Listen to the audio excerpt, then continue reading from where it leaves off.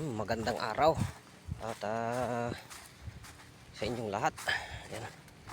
Araw ng Lunes, January. Ayan. Uwi na tayo at nakakuha tayo ng pagkain ng mga alaga natin. Ayan, ang bigat, sobrang laki. Yung ating pinaglagyanan ng pagkain ng mga baka at kambing. Ayan. Talagang ganyan ang buhay. Kung wala kang pagtitiis, sinusubukan lang tayo ng Panginoon, guys.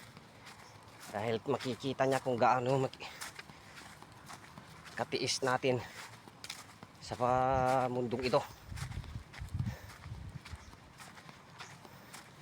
Magtiis lang tayo para mamuhay tayo ng marangal at walang tinatapakan na tao. Ayan, para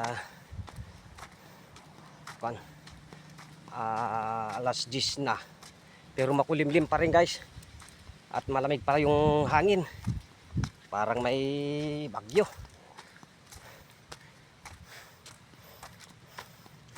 Sobrang lamig.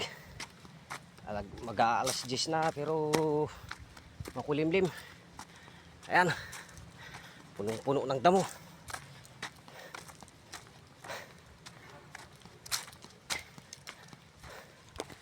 Yan yung dinadaanan natin, guys. Pakyat pa yan, guys. Pakyat pa yan sa bundok, tapos pababa. Kasi yung wala pa tayong sweater, tawag na niya. Yan lang. Okay.